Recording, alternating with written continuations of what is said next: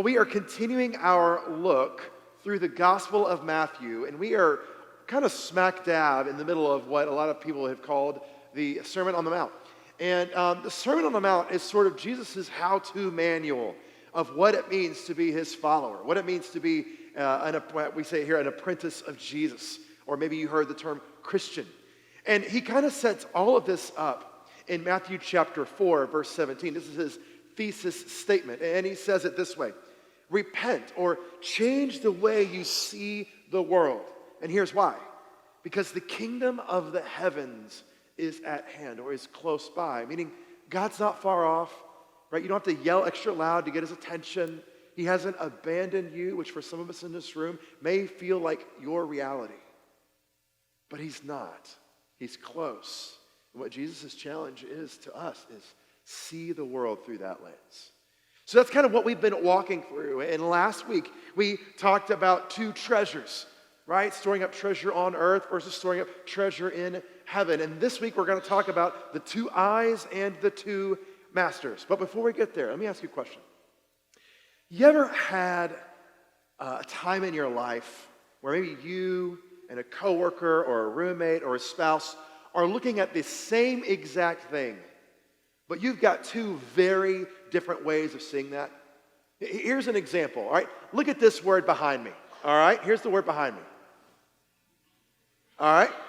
Listen. This has caused a great deal of debate on my staff, okay? How many of you would look at this word and say the word is pecan? Got pecans? Okay. How many of you say, no, silly people, it's pecan, right? Wow. I am shocked. I feel like we need to do some kind of like group therapy or something. That was really scary. Yeah, it was like, so I grew up in South Carolina and we used both, right? You have a pecan tree, but pecan pie. I don't know why. I don't make the rules. That's just what happened, okay? Here's another one, since that was so incredible. Here's another one. How many of you remember this picture, all right?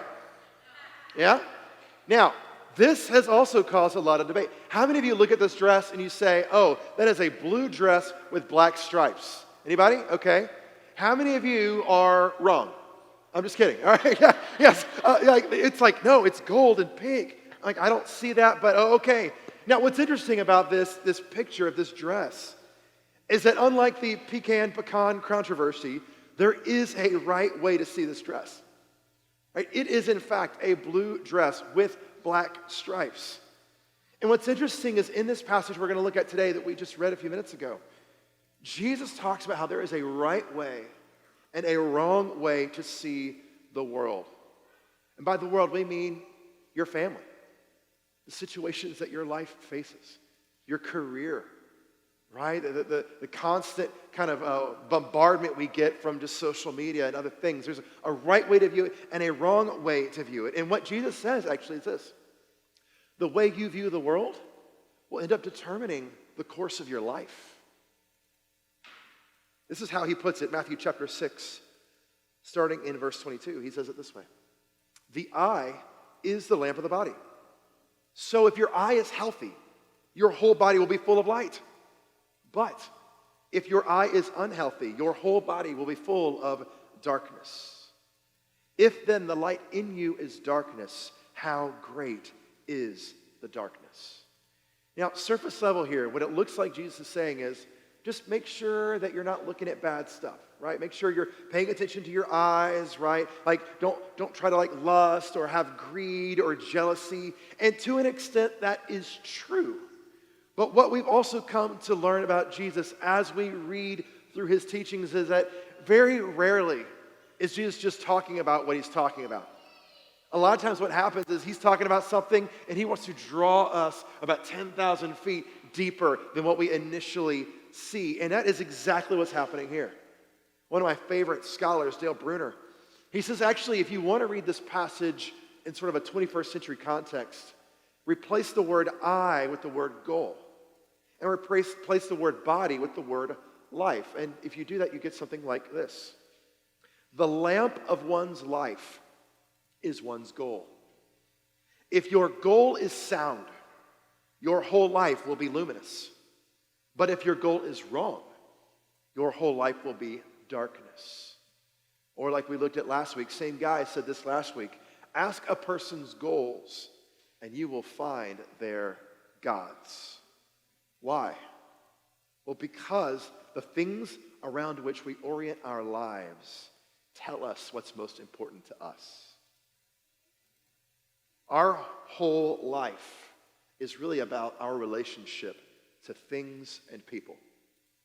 Meaning what we set our sight on, right? The goals that we have and hang on to end up becoming the trajectory of our life. And goals are not bad. I'm a goal setter. Any other goal setters in here? Like, I'm a goal setter? Yeah. Goals are not bad. Setting goals are not wrong, as long as they're the right goals. And what's interesting is Jesus actually gives us in other parts of Scripture what those goals are. He says it this way, love God with all your heart, soul, mind, and strength. And what's the next one? Love what? Your neighbor as yourself. And he actually tells a story in Luke chapter 10. A very familiar story to many of us. Right? A lawyer comes to him. He's like, Jesus, who's my neighbor? And Jesus says, well, let me tell you a story. So there was a man, a Jewish man, who was walking down a street. And as he was walking down this long, kind of treacherous road, he gets beat up by sort of a band of thieves. And they strip him naked, and they rob him, and they leave him there for dead. First, a priest comes along. He looks at this guy, and he thinks, man, he's either dead or about to be. There's really probably nothing I can do. It's incredibly inconvenient, time-consuming, and probably expensive to help this guy out, or at least figure out what's going on. So I'm just going to keep going. Well, next a Levite comes along. A Levite's kind of like a JV priest, okay? He sees this guy, and he's like, well, if the Levite passed by him, well, I'm not going to stop. And he keeps going. And then what happens? Who shows up? Do you remember? The Samaritan.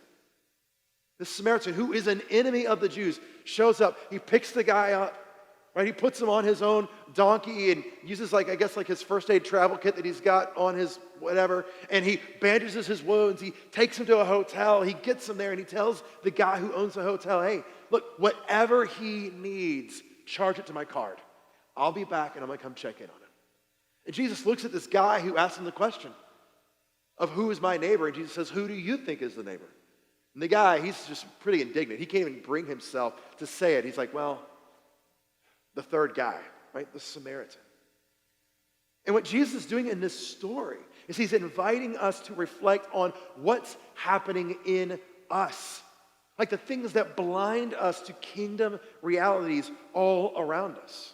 And it could be something like the priest and the Levite. It could be religious pride. You know, I'm not going to go talk to those people. Right? We don't agree on kind of key theological issues. We don't vote the same. We don't eat at the same restaurants, right? They drink Starbucks. I drink, more refined barista parlor, right? Like whatever it is, right? Like they're not like me. And so we just kind of have this sort of snobbery with them. Or it could be that somebody in your life has offended you or caused a woundedness in your soul. And as a result, you're kind of looking at them and going, nope, sorry, I'll let other people help them. Surely there's somebody else who can do it. Or, and I think this is really the case for most of us in this room, including myself, we're just so daggone busy, we just don't even have time to stop. We're blind because life is going. I got to get to the next place and I got to be there on time because I'm running late right now. Maybe somebody else will stop. But what's interesting is what Jesus is getting at in the Good Samaritan story is that each one of us, in some way, end up becoming like the priest or the Levite. And very few of us are like the Samaritan. And so as a way of disentangling our souls from the web of darkness that so easily trips us up, Jesus simply says back in Matthew 6, if the eye is healthy, then your life will be healthy. And if the eye is unhealthy, then your life will be unhealthy. A scholar, his name is Erasmo Leiva Medikakis, which is just an incredibly fun name to say. He says it this way, if the whole axis around which the personality revolves is the heart, which gives all human intentions, desires, and actions their concrete orientation, then it is the eye that directs the heart to a goal on earth or in heaven. Think about it like this. Think of your life as like a car. Your heart is the engine. It's what's kind of getting that thing going. But your eyes are the steering wheel. In Erasmo, he says it this way. He says that what has ended up happening is that we end up spending most of our time playing the game of suicidal substitutions.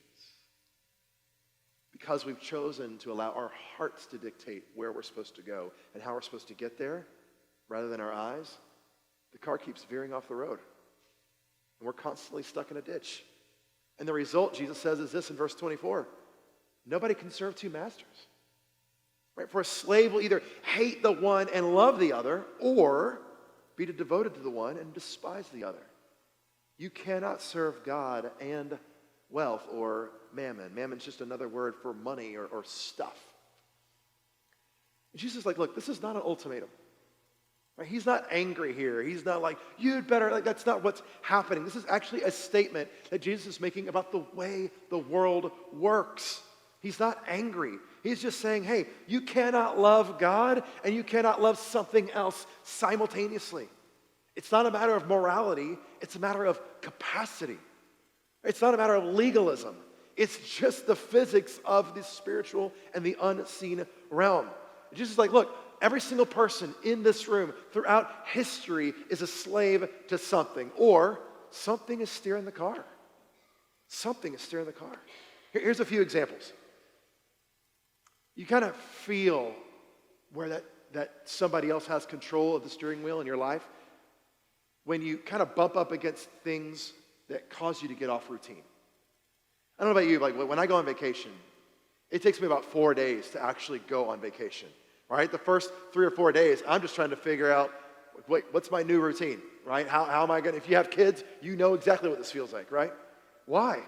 Because it takes my body and my soul that long enough to disengage from the interruptions to my schedule and actually relax. Here's another one.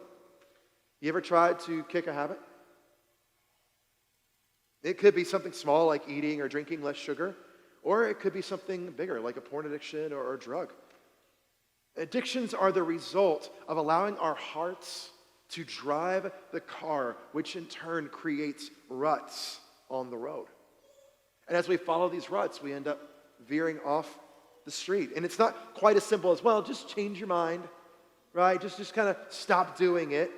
Like these ruts in the path have been created, and as a result, until new paths are created and well worn, you will constantly feel this pull to go off the road. We call it a drift here. Or how about this one?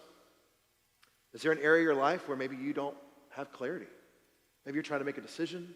You're not really sure, like, is this the right way? Is this what I should do? Is this what my family should engage in? It could be that you don't have enough information. That's a very real possibility. But another real possibility is that your life orientation is not around kingdom realities.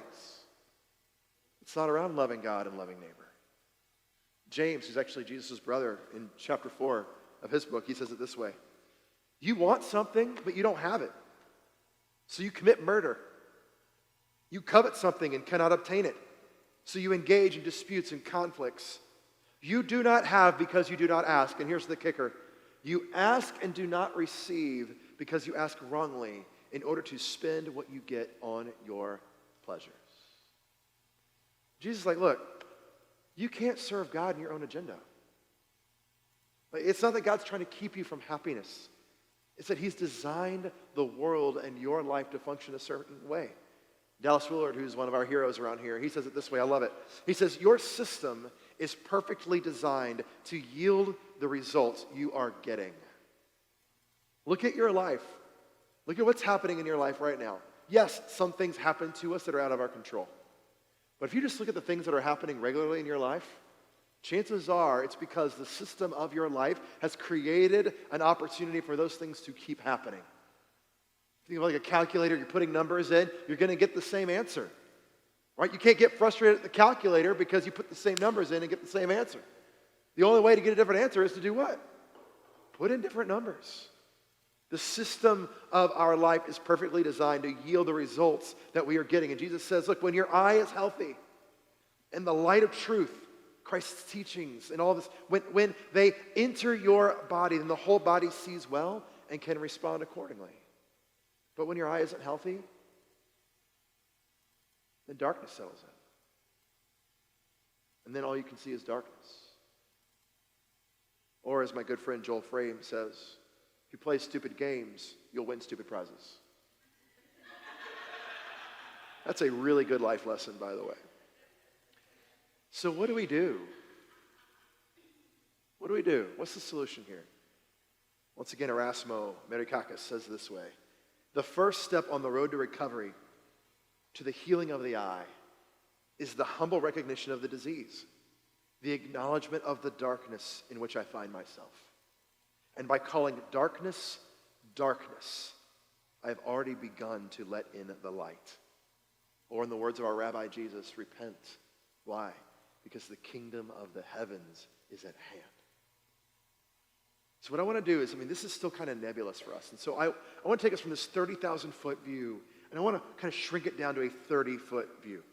And this idea that we all have these eyes through which we see the world are kind of reinforced so many times in our lives. We call them vision statements. You think about you ever thought about that? It's a vision statement. It's the way this particular thing sees the world. It's the filter through which we choose to see the world and then orient our lives around it. It's also, by the way we measure success or failure in our lives and in our society. So we're going to play a game, all right? You guys with me? All right, here's how it goes. I'm going to show you a vision statement. And then I want you to think about what company or organization that vision statement is with. And we're going to keep score, okay? We were talking about what could the prize be, and Micah suggested that the prize for this is you get to come up and be serenaded by the band during the closing invitation song, okay? So, we play for keeps here, all right? Here's the first one. Our vision is to glorify God by being a faithful steward of all that is entrusted to us, to have a positive influence on all who come into contact with our company. All right, so think about this for a second, okay? When I first read this, I thought, that sounds like a really good vision statement for a church, right? How many of you actually knew that it was Chick-fil-A? Yeah. You kind of go, oh, okay, Tracy Frame. She's like, I got it. Yeah, I got it. Cool, I love it. All right, here's the next one, ready? Our vision is to establish our company as the premier purveyor of the finest coffee in the world while maintaining our uncompromising principles while we grow. All right? You got it in your head? You got it locked in? Maybe 5 seconds. 3, 2, 1. How many of you got Starbucks? Wow. That's pretty impressive. I will say I'm not a fan of Starbucks, and so they need to probably go back and relook at their vision statement. It's a little off. How about this one? Our vision is to be the worldwide leader in sharing delicious tastes and creating joyful memories. You got it in your head? You got it? How many of you said Krispy Kreme? Now, if you've ever had a donut right from that conveyor belt, you know that it is a delicious taste and a joyful memory, right? All right, here's two more. Here we go. Ready? Our vision is to, I love this, electrify everything. Sounds like a mad scientist. With lots of cheap solar power and stored in our batteries, in our company's vehicles, as well as buildings and the existing electric grid. You got it? How many of you thought it was Tesla? Yeah, good. Okay. Well done. All right, here we go. This is a hard one. You ready? We exist to bring hope to our community by practicing the way of Jesus until it is in Nashville as it is in heaven. Okay? Yeah. Thank you. If you said anything other than Hope Church, you're either a guest here or we need to have a serious conversation, okay? The seriousness of this is, though, the companies where we spend our money have a vision statement, right? And where we spend our money, or when we spend our money on these things, we are choosing to financially back the vision or the mission of that company. The company you work for has a vision statement, right? And when you work at the place where you work, you are choosing to align with that company's vision by the giving of your time and your energy. Now, listen, I am not going to stand here and say, well, that means we need to boycott some things. I'm not saying that at all. What I am saying is this: somebody's vision is succeeding and benefiting from your time and your bank account. This is why, as a church for us, we are regularly asking the question, how are we doing with our vision? Are we bringing hope to our community? Are we practicing the way of Jesus? Is Nashville, especially East Nashville, more like heaven today than it was a year ago? I mean, if this is our guiding principle, then can we say that the way we spend our money, the ministries that we're invested in, the teachings that we offer, the people that we choose to hire and not hire reflects this? I mean, how do we even measure this? And here's why this is important, because the lamp of our life is our goal. And if our goal is sound, our whole life will be luminous. But if our goal is wrong, our whole life will be darkness. And so the invitation by Jesus is to simply stop and ask, do I have healthy eyes? Or more simply, what is steering your car? And if you've never thought through that before, the invitation today is to start now. I mean, Jesus' invitation is to come and follow him. And in following him, to orient your life around his life and his teachings. Right? To make his goals the lamp of your life and to reorient your goals, your life around his. And it's probably not going to be an overnight change. It takes time. It takes effort. But the recognition of the darkness within is a great place to start. One of the other great places to start, and we take this very seriously here, is get in community. Get in community. It is impossible to course correct. It's impossible to reorient your life around things that are beautiful and true and good and lovely if you are consistently in isolation. It won't happen. I'm telling you from personal experience. I'm telling you because I've seen it happen to other people over and over again. So here's the question. What's your vision statement for you? Like, what's your personal vision statement? What's your family's vision statement? Your life is heading somewhere. Whether you realize it or not, someone or something has become the lamp of your life. Somebody is steering the car. Jesus says it should be loving God and loving neighbor. So a question to ask is this. When I'm thinking through just kind of the vision statement of my life, if I had to write one down, does it help me to accomplish what Jesus has commanded? Does it bring me to a deeper love of God, or does it maybe distract me and pull me away from that? Does it bring me into a deeper love of my neighbor, even those who feel like they're dead set against me? Or does it bring me to a place where I love them deeper? What I've done personally is I've actually taken our church's vision statement and I've adapted it to my own life. It actually works out really well. And at first, honestly, it was very awkward. Because when I began to live this way, I began to realize how much of my life was not in alignment with what I believed, or at least I said I believed. To quote Willard, my system was perfectly designed to yield the results I was getting. And the results were anxiety, stress, worry, anger, disappointment, guilt, shame, which then led to me micromanaging, complaining, and ultimately burnout. I'm not going to ask you to raise your hand, but chances are many of us are either there or really close to being there. But as I've learned to press into these spiritual disciplines, or these spiritual practices like fasting and praying and reading scripture and community together, you know what's happened? Joy has begun to enter my life in a way I never had. I've become a much more loving person than I was a year ago.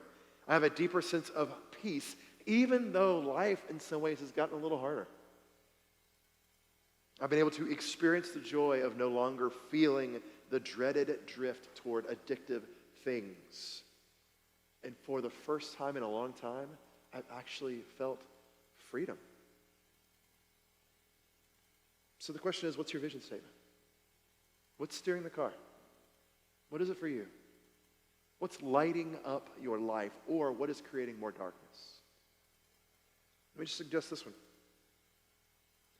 You exist to bring hope to your community by practicing the way of Jesus until it is in your community or your marriage or your workplace or your kids' lives as it is in